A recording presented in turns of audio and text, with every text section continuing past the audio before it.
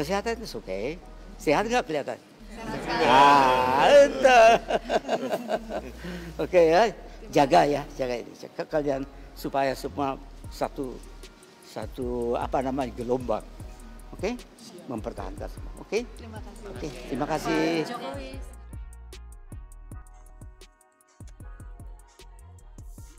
Dua generasi bangsa yang berbeda, yang bertugas dalam peralihan kepemimpinan nasional dengan generasi penerus pengisi kemerdekaan menuju Indonesia maju. Dua generasi bangsa yang berbeda ini, beda generasi,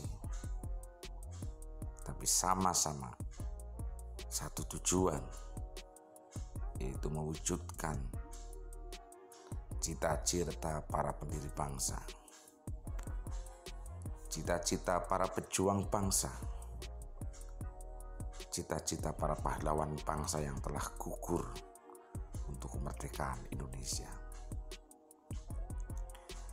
Patut kita sebagai generasi bangsa belajar kepada para pemimpin bangsa yang berposisi sebagai kepemimpinan nasional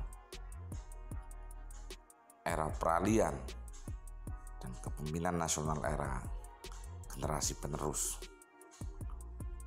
yang bahu-membahu, saling support, saling dukung untuk mewujudkan cita-cita para pendiri bangsa, cita-cita para pahlawan bangsa,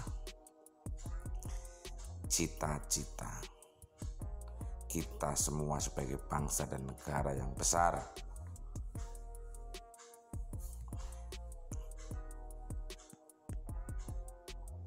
Indonesia harus mampu menunjukkan kepada bangsa dan negara di dunia bahwa kita memiliki semuanya. Kekayaan alam yang melimpah, sumber daya manusia yang punya kompetensi dan memiliki daya saing tinggi di tingkatan internasional harus segera kita wujudkan. Bapak B.J. Habibie adalah aset, adalah simbol, adalah parameter bahwa kita sebagai bangsa memiliki sumber daya manusia yang memiliki daya saing tinggi di kancah internasional. Dan kami meyakini bahwa generasi-generasi penerus Bapak B.J. Habibie dalam konteks ilmu pengetahuan dan teknologi di Indonesia sudah semakin banyak. Tinggal bagaimana tugas kepemimpinan nasional sebagai generasi penerus, itu Bapak Haji Insinyur Joko Widodo dapat memanage, dapat mengelola, dan dapat mengembangkan potensi generasi bangsa untuk mengangkat harkat dan martabat bangsa di mata dunia dan untuk meningkatkan kesejahteraan rakyat Indonesia dari Sabang sampai Merauke, dari Miangas sampai Pulau Rote, yang berkeadilan untuk semua kelompok dan golongan, untuk bangsa dalam kesatuan dan persatuan. Kita patut bersyukur Indonesia, negara tercinta kita ini, telah berhasil mengantarkan sampai pada satu titik di mana demokrasi betul-betul berdiri tegak kokoh di Ibu Pertiwi. Terpilihnya Bapak Jokowi di 2014 adalah parameter nyata bahwa demokrasi kita adalah demokrasi yang kokoh dan beradab. Artinya setiap generasi bangsa memiliki kesempatan yang sama untuk memberikan kontribusinya menjadi orang penting di negeri ini, termasuk Bapak Jokowi. Kalau melihat dari sejarah dan riwayat hidupnya, beliau anak biasa saja, anak yang lahir dari kalangan orang biasa saja, dan profesinya juga setelah tumbuh dewasa biasa saja, menjadi tukang kayu. Tapi karena demokrasi kita yang sudah kokoh, maka siapapun yang memiliki komitmen, memiliki kemampuan, negara akan memanggilnya, bangsa ini akan memanggilnya untuk memberikan kontribusi terbaiknya dalam rangka mewujudkan cita-cita para pendiri bangsa, cita-cita Indonesia merdeka, cita-cita para pahlawan yang telah gugur untuk memperjuangkan kemerdekaan negara kesatuan Republik Indonesia. Sekali lagi kita patut bersyukur dan harus terus bersyukur dan menteladani para tokoh bangsa, para pendiri bangsa, dan generasi-generasi bangsa peralihan ataupun generasi-generasi penerus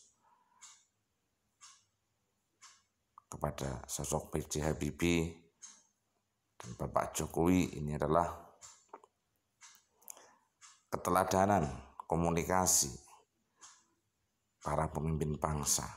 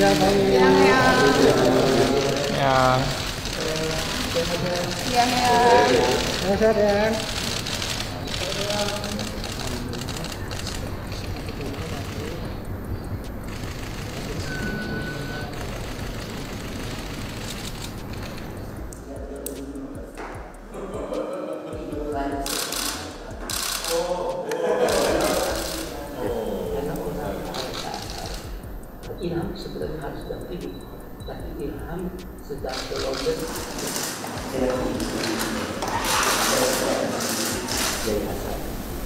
yang punya keluarga ceria.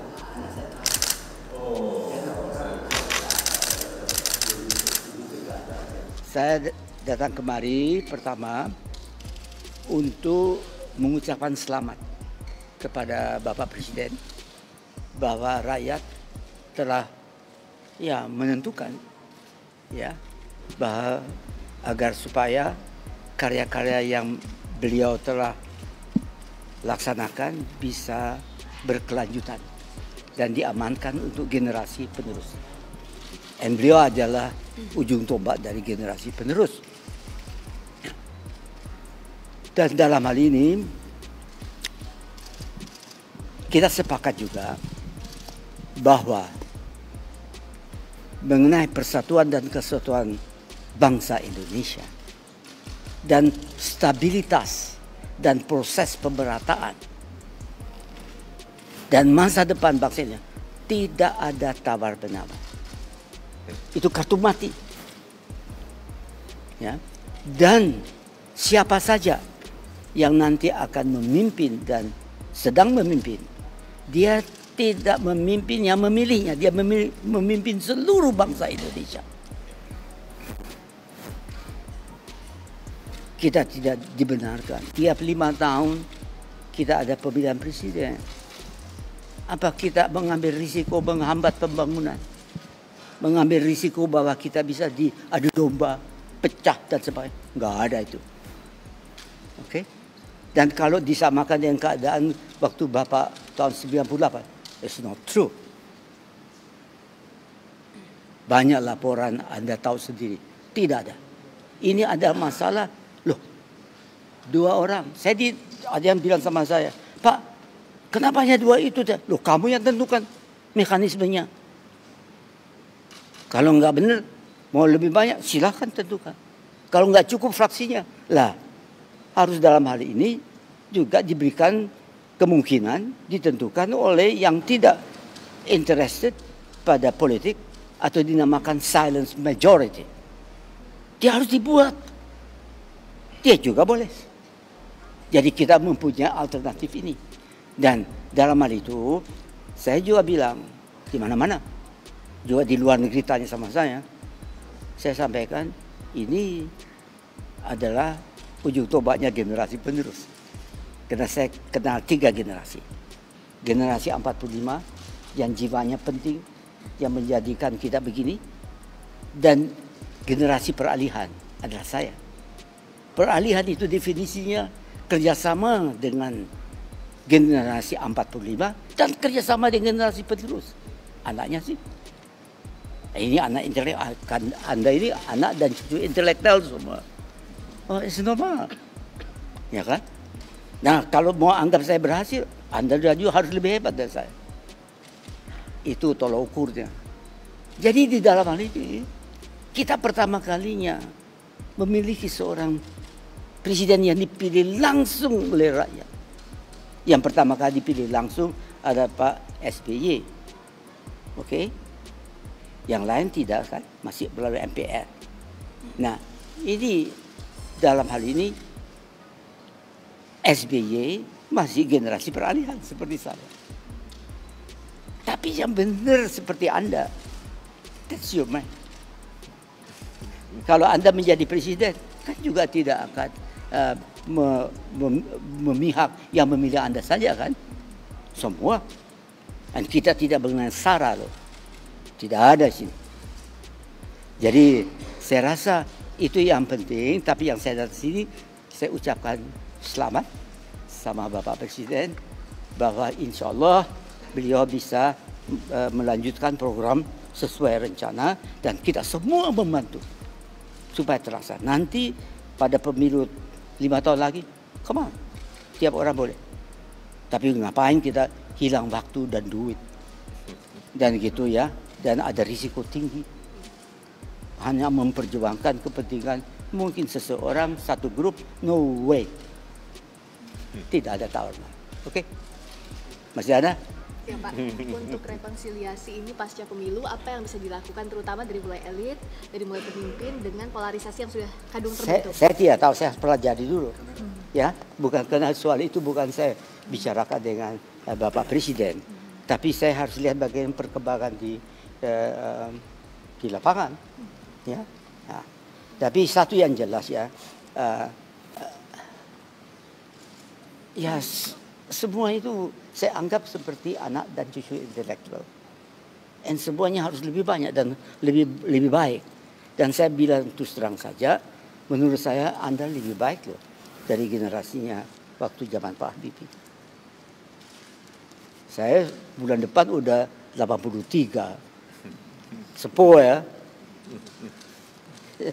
Oke. Kesehatan itu oke. Sehat nggak kelihatan? Sehat sekali. Oke ya. Jaga ini. Jaga kalian supaya semua satu gelombang. Oke? Mempertahankan semua. Oke? Terima kasih. Oke. Terima kasih. Jokowi.